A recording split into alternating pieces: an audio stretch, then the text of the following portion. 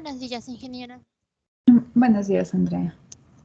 Mi duda es con respecto a la comprobación de supuestos de la varianza constante cuando se trata de un diseño de bloques. En este caso haríamos igual que trabajamos ayer en Minitab con el diseño de bifactorial. Ya, al hablar sobre la verificación del supuesto de varianza constante, ¿hace referencia al proceso gráfico o analítico? Al analítico para sacar la tablita. Ya. La prueba de homogeneidad de varianzas obviamente puede aplicarse tanto a la prueba de Levin como la prueba de Bartlett, ¿no? Que son las que nos genera directamente. Las hipótesis que se contrastan es obviamente que las varianzas son homogéneas dentro de cada tratamiento. Entonces, cuando nosotros tomamos en consideración un diseño experimental, es importante identificar cómo están categorizados o cómo están descritos los tratamientos. Recordemos que tanto en un diseño completo al azar como en un diseño en bloques completos al azar, existe un único factor de interés y los niveles de ese único factor de interés son los tratamientos. Entonces, tanto en el diseño completo al azar y en el diseño en bloques completos al azar, los tratamientos vendrían a ser los niveles del factor de interés. Mientras que en el diseño en bifactorial, como ya hay dos factores de interés, los cuales tienen la misma importancia, los tratamientos se convierten en las combinaciones de los niveles. Entonces, en el momento en que nosotros ingresamos los datos en Minitab, si corresponde a un diseño completo al azar o si corresponde a un diseño en bloques, que es su pregunta puntual, lo que deberíamos colocar como factores son en este caso los niveles del factor de interés, mientras que en el diseño bifactorial lo que se coloca como factores son los tratamientos, es decir, la combinación de niveles, y por eso añadíamos ayer una columna adicional. Y entonces, para esta ocasión no se tomará en cuenta los que son, para hacer la parte analítica de la varianza constante, lo que son los bloques, ¿verdad? No, porque esos no son más que las repeticiones que se obtendrían en un diseño completo al azar. Solo que como no hay características homogéneas en la experimentación o posiblemente no las existan, se consideran como bloques, pero no es un nuevo factor que ingrese como tratamiento como tal. Sí, porque justo eso estábamos consultando para hacer la tarea pasada y nos decían que cuando el valor de P no es significativo, no se lo considera importante al factor bloque, entonces se lo descarta para esta ocasión. ¿Esto vendría a ser siempre aplicable? No es así. No, lo que pasa es que si estamos hablando que es un diseño en bloques, el factor de bloqueo no es un factor de interés. El factor de bloqueo es nada más un factor que puede influir y su posible influencia se la controla al tomarla en consideración. Pero no tiene nada que ver aquí con el valor P.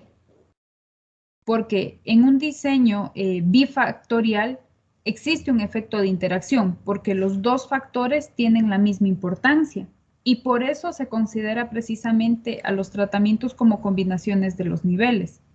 Pero en un diseño en bloques, el factor de bloqueo tiene una importancia secundaria. Entonces, no quiere decir que por ello se consideraría como un tratamiento el aplicar, por ejemplo, voy a hablar acerca de fertilizantes, un fertilizante A con una primera repetición. Eso no es un tratamiento, porque en el momento en que yo quiera repetir el mismo tratamiento, ¿cómo vuelvo a aplicar con la primera repetición? No puedo. Pero si estoy considerando dos factores, por ejemplo, un factor A que sea un fertilizante y un factor B que sea un tipo de riego, ¿sí? Entonces, el nivel el nivel 1 del factor A, yo puedo combinar con el nivel 1 del factor B. Por ejemplo, me invento un fertilizante azul con un riego por goteo. Yo esa parte, yo sí puedo reproducir, por eso es un tratamiento. Pero yo no puedo reproducir nada más el fertilizante azul con una primera repetición.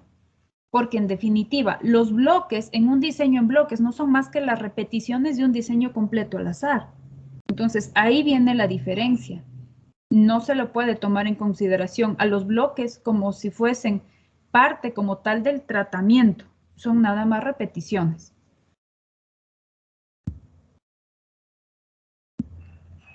Ah, ya listo. Y mi otra consulta era con respecto al tema de regresión lineal.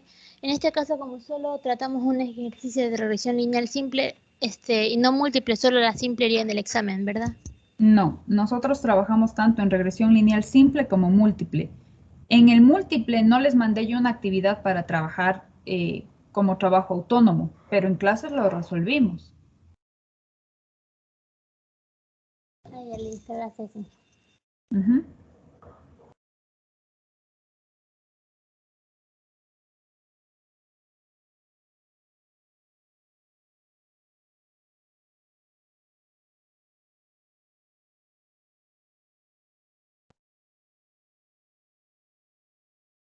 Inge, yo tengo una duda y me puede ayudar aclarando. Claro que sí, Dina. Ya, para diferenciar los tres diseños experimentales, el diseño completamente al azar es un diseño que es libre, ¿verdad? Que no tiene ningún factor de bloqueo. En puerta, el diseño en bloques es que tiene un factor de bloqueo y el diseño bifactorial es el que tiene dos factores, ¿verdad? Eso es lo importante para diferenciarlos. Sí. Entonces, en un ejercicio se establece principalmente lo que si es libre o si tiene algún factor de bloqueo o si es bifactorial. Sí. Ahí nada más precisar algo, ¿no? Recordamos que un diseño bifactorial y un diseño en bloques a la final tienen dos factores. Pero en el diseño bifactorial los dos factores tienen la misma importancia. Entonces, se va a estudiar el efecto que tiene cada uno en la variable respuesta. Pero en el diseño en bloques va a seguir manteniéndose un único factor como factor de interés y el otro nada más se lo controla para que en caso de existir variación, esta no se vea, no se vea confundida con las variaciones que existen dentro de cada tratamiento. Esa partecita voy a explicar un poco con las presentaciones. Ya. Este es un diseño completo al azar. Me indican por favor cuando puedan visualizar la pantalla de mi computador.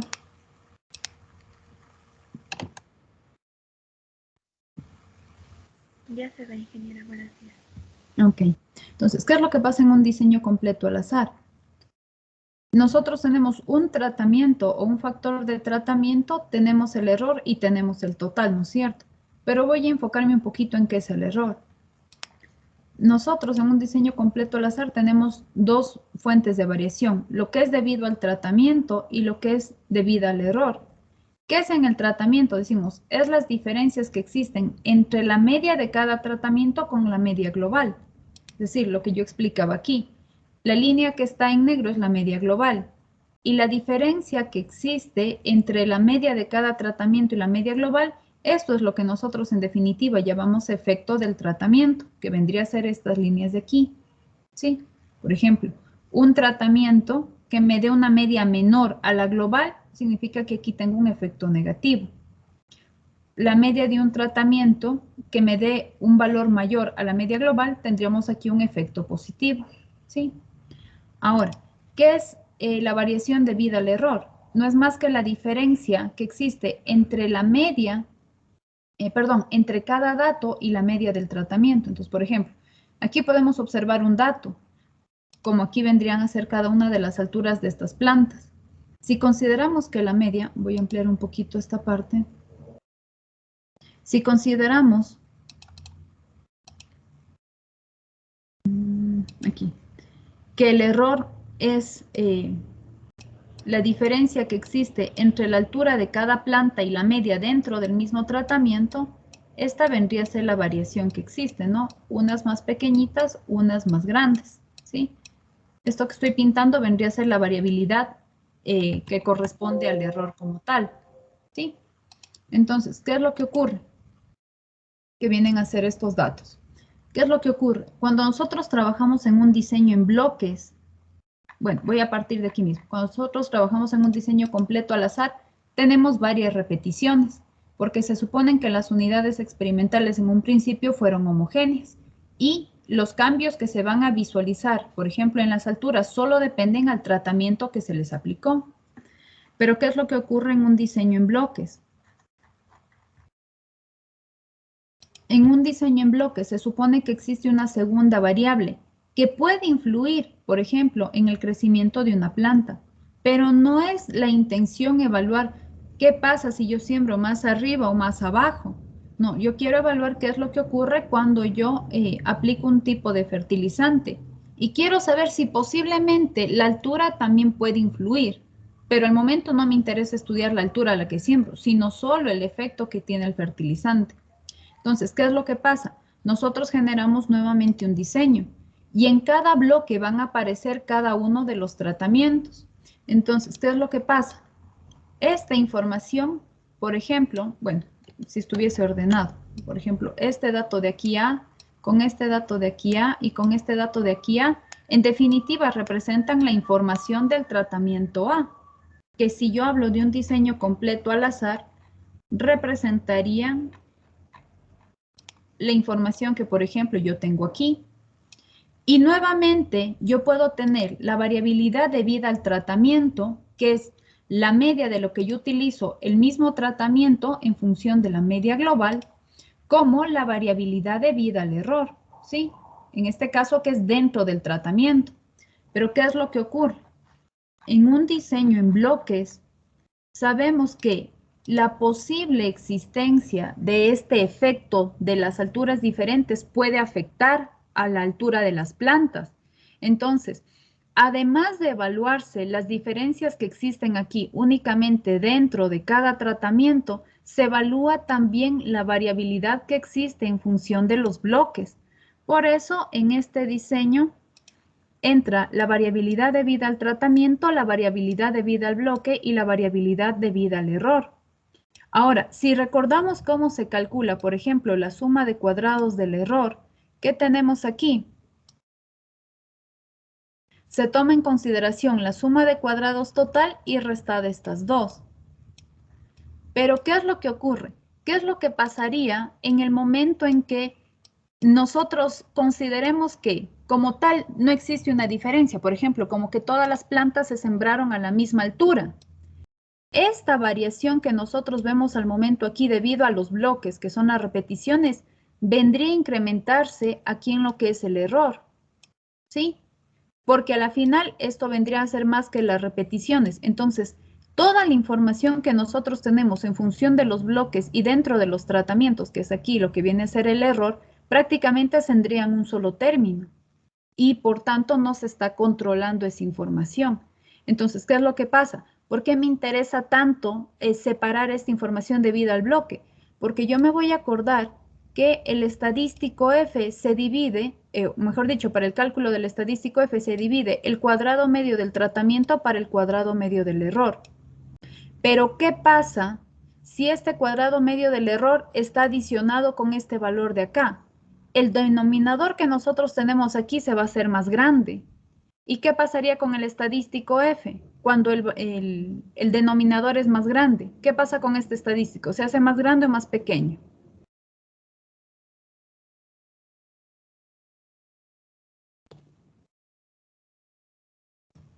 Por ejemplo, si ustedes tienen acá 10, voy a decir, esto vale 2 y esto vale, me invento, 1. Si yo calculo tomando en consideración que es un diseño en bloques, ¿qué pasa? 10 dividido para 1, ¿cuánto es?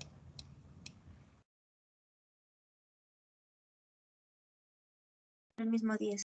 El mismo 10, ¿no es cierto? El estadístico F sería 10. Pero ¿qué pasa si ahora este 10 yo tomo en consideración que lo voy a dividir para el cuadrado medio del error? Pero como estoy considerando que ya no es un diseño en bloques, sino solo un diseño completo al azar, esta variabilidad, ¿qué pasa? Se suma. Entonces, y aquí tendría yo 10, pero dividido entre ¿cuánto? Sería dividido entre 3. ¿Qué pasa con el estadístico F? ¿Aumenta o disminuye? Disminuye. Disminuye. ¿Cuánto sería aquí? 3.33333, ¿no es cierto? Listo. Entonces van a decir, bueno, ¿y qué pasa con que sea más grande o más pequeño? Bueno, pasa todo. Si este valor es 10 y este valor es 3, ¿para qué utilizo yo el estadístico de prueba? Yo utilizo para colocarlo aquí en la gráfica. Entonces, mientras más pequeño sea, me lleva a la decisión de no rechazar la hipótesis nula. Entonces, estaría diciendo que no existen diferencias en términos de los tratamientos. ¿Sí? Porque está más pequeño. Si yo marco el valor 10 y el valor 333, el 333 estará a lo mejor por aquí, pero el 10 estará por acá.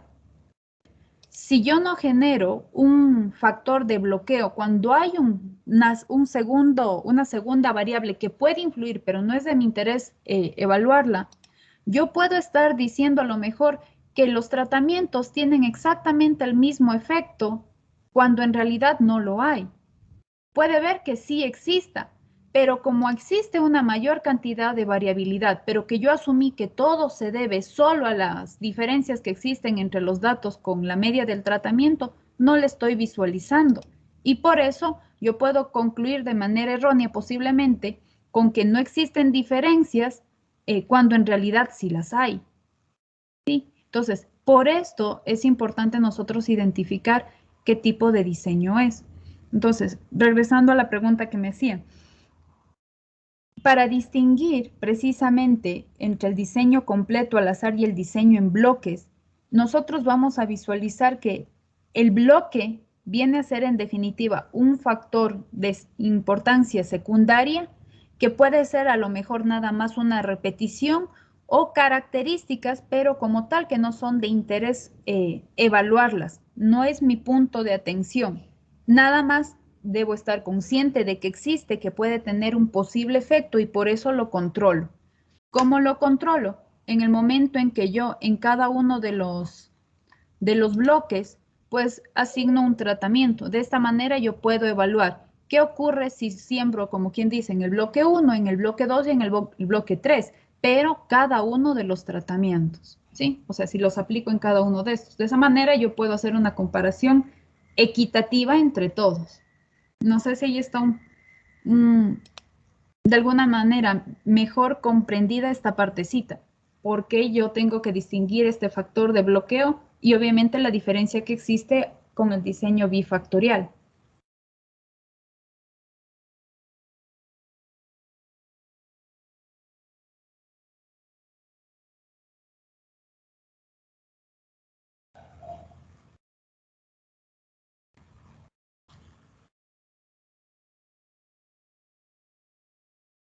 No sé si pude responder a su pregunta, Yadira, con esa explicación.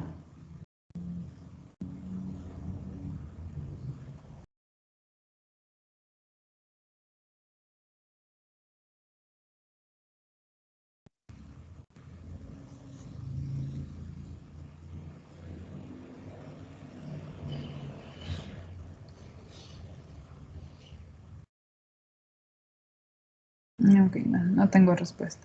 ¿Alguien más que tenga alguna pregunta?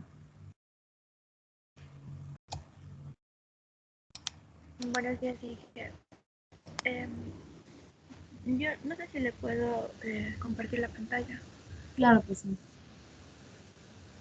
Ya, verá, lo que pasa es que quería preguntarle si en este ejercicio, me avisa si es que ya le puede ver.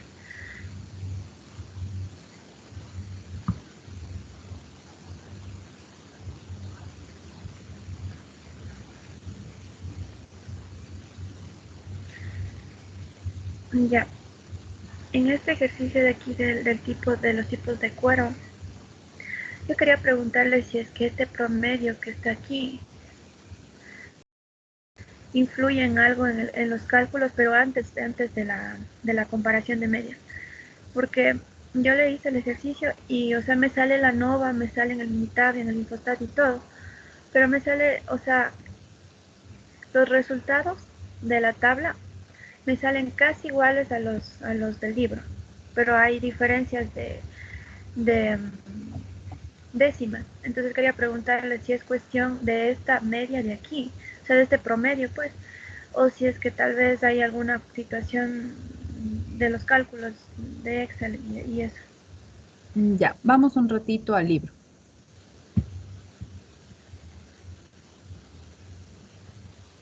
Ya, calculemos de forma manual, en este caso el promedio del tipo de cuero tratamiento, en este caso tipo de cuero con el nivel A. Tenemos 264 más 260 más 258 más, regresemos al libro, luego verificamos si está bien acá.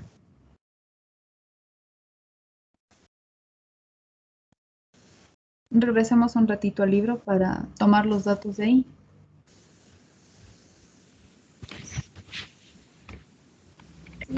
Sí está en el libro, Inge. Ya se pasmó la pantalla entonces. Bueno, la 258 más 241 más 262 y más 255. ¿Cuántos datos son? Están 1, 2, 3, 4, 4, 5 y 6. Listo. La suma le da 1540, ¿no es cierto? 1540 dividido entre 6. Regresamos a Excel. Es 256,666667. Lo que pasa es que aquí en el Excel le está dando, en el libro le está dando redondeado a un decimal. Si usted le calcula de forma manual el promedio, bueno, en este caso la sumatoria que sería 1540 entre 6, le va a dar 256,666667. Entonces, si el dato que usted está utilizando en este caso es la media para la comparación, pues le va a dar una diferencia mínima, porque obviamente la diferencia muestral que se calcula para hacer la comparación en la prueba de Tukey, si es que es en esa parte donde me dice encuentro una diferencia, pues es nada más por los decimales. Pero excepto que esté en el límite la comparación, es decir, el valor de la diferencia muestral con el valor que se compara, podría haber un cambio. Pero de ahí en el resto del proceso no debería haber en lo absoluto una diferencia grande, porque los datos originales se los tiene y se los está trabajando ahí. ¿En dónde es lo que usted visualiza la diferencia? Ya, solamente es en la tabla de la ANOVA, porque acá no presenta más datos que hasta el ANOVA. Entonces, en el ANOVA ahí hay, Bajemos en estos para datos ANOVA. de aquí, ¿Ya? en estos datos de aquí hay diferencias, pero de décimas. Este me parece que estaba con menos décimas que acá. Entonces, por eso, o sea, yo le volví a hacer y no me salía lo mismo que está en el libro. Entonces, por eso Vamos quería preguntarle para si ver el valor que le sale. ya en Excel. No, en el libro, para comparar el valor del libro con lo que tiene en Excel. Ya.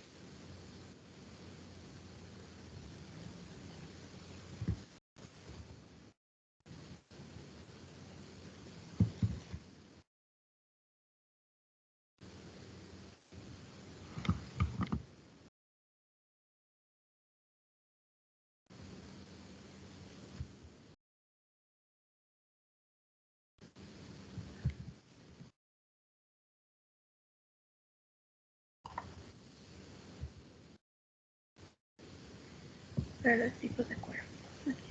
Ya, es 7072,33. Ya, y vamos al otro, a, a Excel.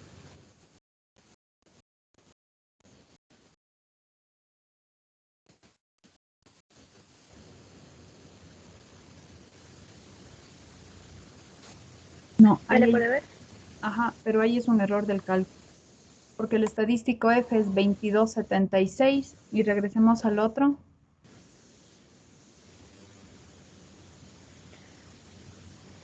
Regresemos al libro. ¿Ya le puede ver? 20, no, ahí hay un error. uno de los valores tiene que estar mal copiado o algo en el proceso está mal. No puede haber tanta diferencia. A excepción que el libro esté trabajando con valores redondeados en todo el proceso. Y realizó... Eso también quería preguntar, porque le revisé toditos los números, le revisé todo, y incluso me sale lo mismo en el Minitab y en el Impostat. Entonces, ese era, o sea, lo que me confundía bastante. Ya. Si regresamos a las fórmulas manuales que están realizadas en... A ver, primero déjeme verificar los datos, ¿ya? Porque si hay una diferencia, pues puede ser que se deba a los datos. A ver. Está 1, 2, 3, 4, 5, 6. Puede dividirle la pantalla de tal forma que a la izquierda esté lo del libro y a la derecha lo de Excel para poder comparar. Ya.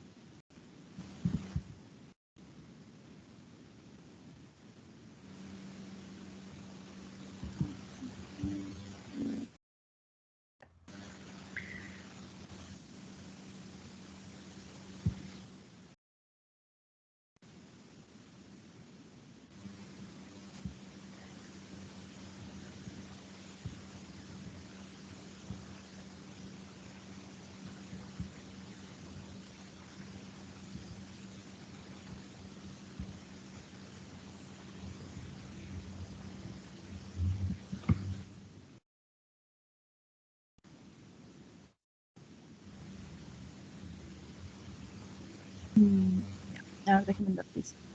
264, 260, 258, 241, 262, 255, 207, 205, 206, 213, 220, 263, 219, 225, 230, 218, 217, 216, 215, 227, 220 y 222.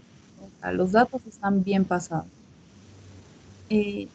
Si con los mismos datos trabaja usted, déjeme ver, ¿en qué página del libro está? En 81, ¿no? 81. Mira, permítame, abro, no deje de compartir, solo por facilidad voy a abrir el libro en mi computador para visualizar si es que en el proceso en el que resuelve realizan algún tipo de redondeo, porque de ahí debe haber cambios. Los resultados no pueden variar y ya lo hemos verificado en nuestro proceso en los diferentes procesos que hemos realizado tanto a mano como con software.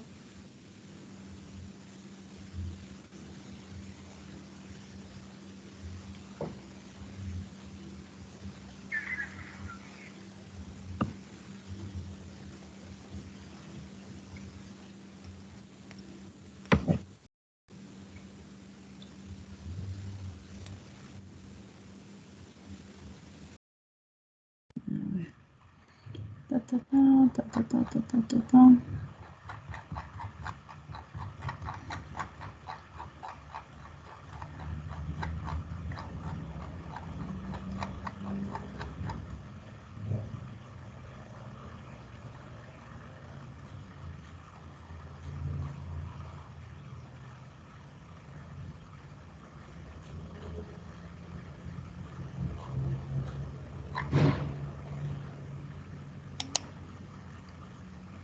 Cambio el tratamiento 23, 23, 17.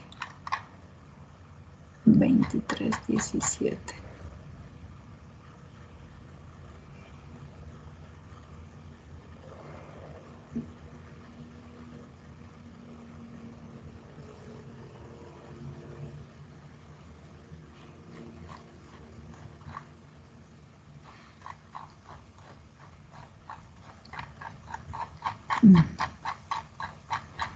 Es que el que está aquí resuelto en el libro es para el método de ensamble, pero no está resuelto para el tipo de cuero. Pero si realiza el mismo proceso, en teoría no le debería dar diferencias. Puede ser que posiblemente existe un error de tipeo en el libro o se ha trabajado con redondeo en los procesos y por eso le está dando un valor diferente.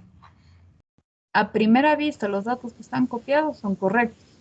Y si el proceso obviamente sigue con lo que hemos trabajado, pues en teoría no deberían cambiar los valores, ¿sí? O sea, si el proceso ya está generado, si se lo ha hecho tanto de forma manual como con el software, vendría a ser un error del libro. Los datos están bien copiados. O sea, puede ser por algún redondeo que se hizo en el libro, que como no está el desarrollo de ese ejemplo, pero sí del otro, puede ser que por ahí hubo un error. Ay, ay. Y otra pregunta es para lo del desarrollo del examen.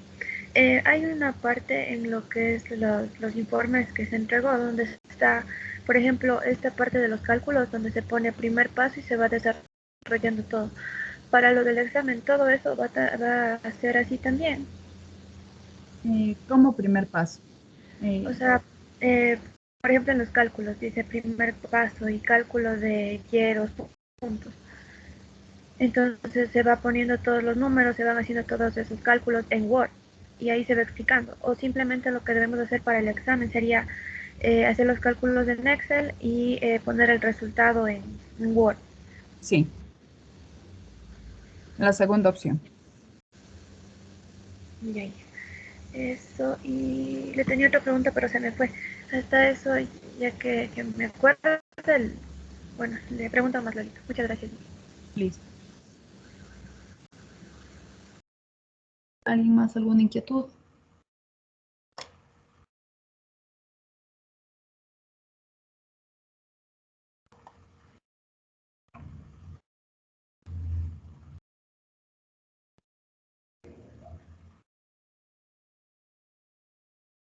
De los 19 chicos que están, además de Andrea, Yadira y Gabriela, ¿alguien más tiene alguna inquietud?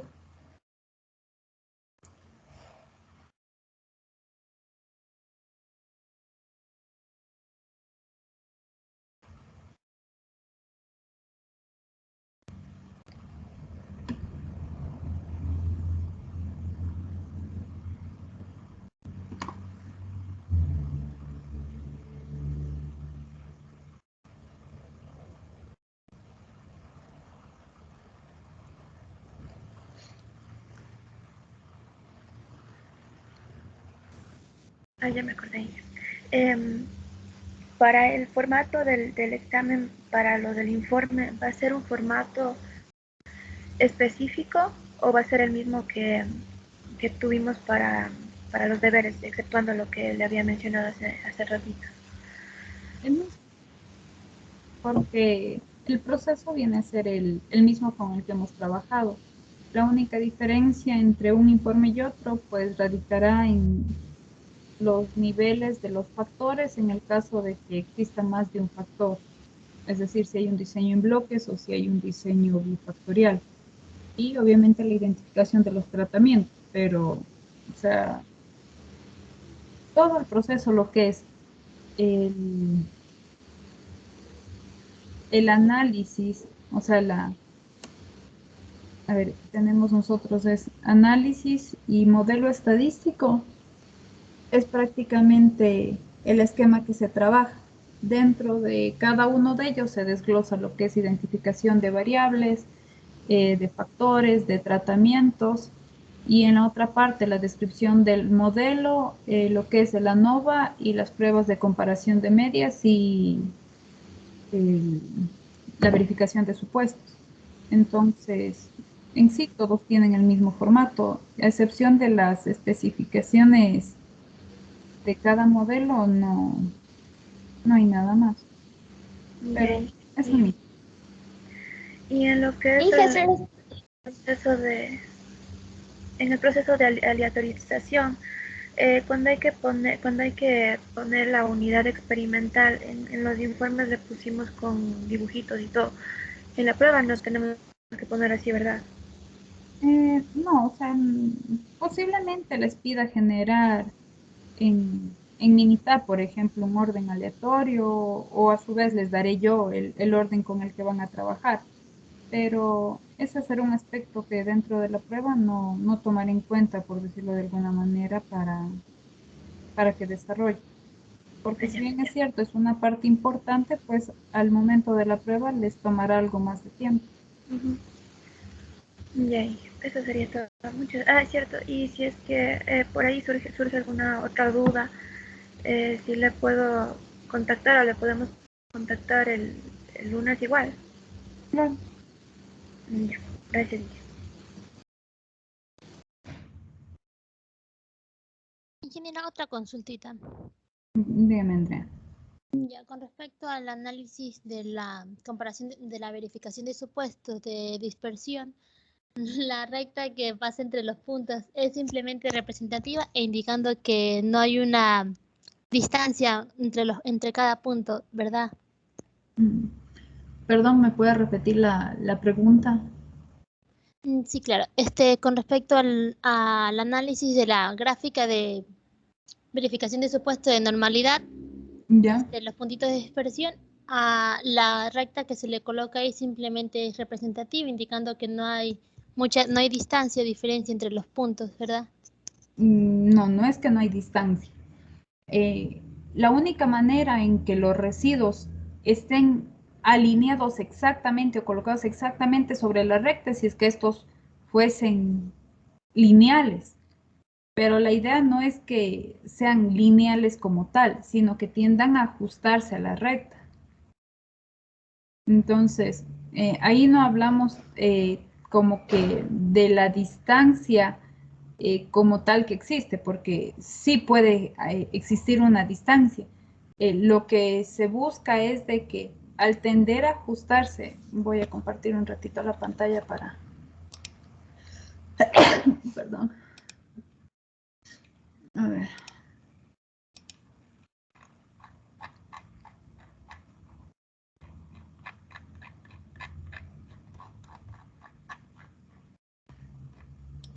Esta es la gráfica en papel normal. Estos puntos con los que estamos trabajando aquí, en definitiva, son los residuos, ¿ya? Y lo que se busca es que tiendan a alinearse a esta recta, ¿sí? O ajustarse, que es el término que igual se utiliza. Entonces, de que van a haber distancias, van a haber distancias. ¿Qué tan grandes, qué tan pequeñas? Pues dependerá. Lo que se busca aquí es que los puntos que nosotros tenemos, sobre todo en lo que son los extremos, no tiendan a alejarse, se podría decir, de aquí de la recta, pero tampoco que exista algo como esto, ¿no? Por ejemplo, yo voy a poner aquí unos puntos, o sea, puede ser que estos no se notan. Por ejemplo, puede ser que estos puntos que son los extremos se encuentren aquí, o cerca al menos, pero acá que yo tenga esta forma, o sea, tampoco se busca eso, o sea, se busca que de forma general estos puntos vengan a estar cerca de la recta, ¿sí? Sin presentarse algún tipo de ¿cómo podría llamarlo? Algún tipo de separación como se visualiza aquí, ¿sí? En estas partes que he encerrado. Entonces, cuando ocurran estos, bueno, estos se llaman tendencias. Cuando se visualizan este tipo de tendencias en los datos, por ejemplo, aparecer una curva o parecer esto es la forma del, ¿cómo se llama? Esta es la forma de logaritmo, ¿no? Ustedes han utilizado lo que son funciones, esta tiene más o menos la forma logarítmica. Y aquí es como que tengo aquí una curva, parece como que la exponencial.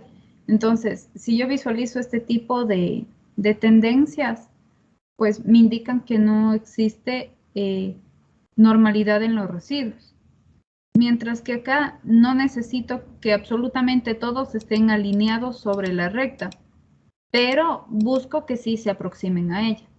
Entonces, ahí vendría a ser, o sea, cuando hablamos de distancia, lo que buscamos es que también puede haber una distancia, ¿no? Bueno, no he visto muchos gráficos que tengan esta forma, pero bajo el criterio de distancia también podríamos tener algo como esto, ¿sí?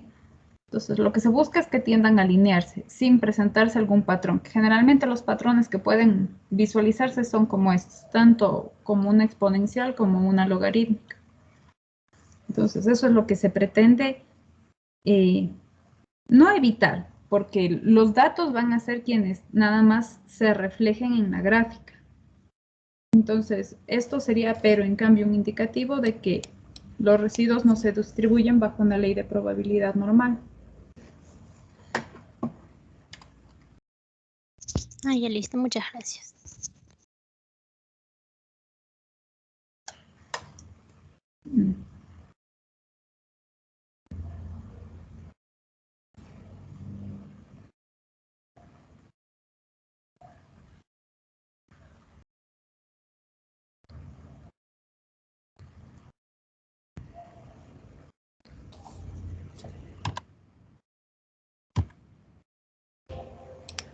¿Alguien más? ¿Alguna pregunta? Déjenme ir borrando porque si no luego me olvido y quedan manchadas las diapositivas.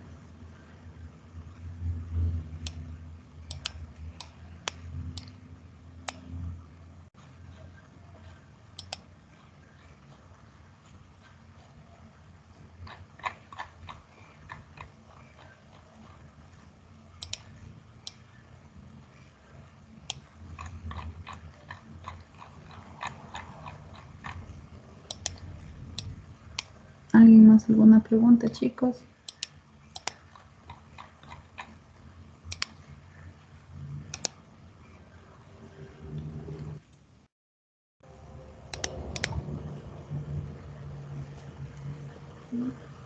Tenemos 12 minutos más, por favor, si alguien tiene alguna pregunta o deberíamos ya terminar la reunión.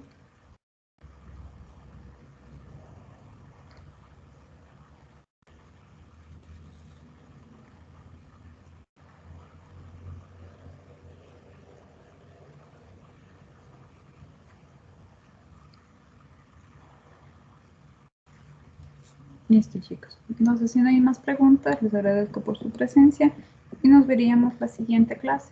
Sí, en este caso el día martes. Que tengan un bonito día, muchachos.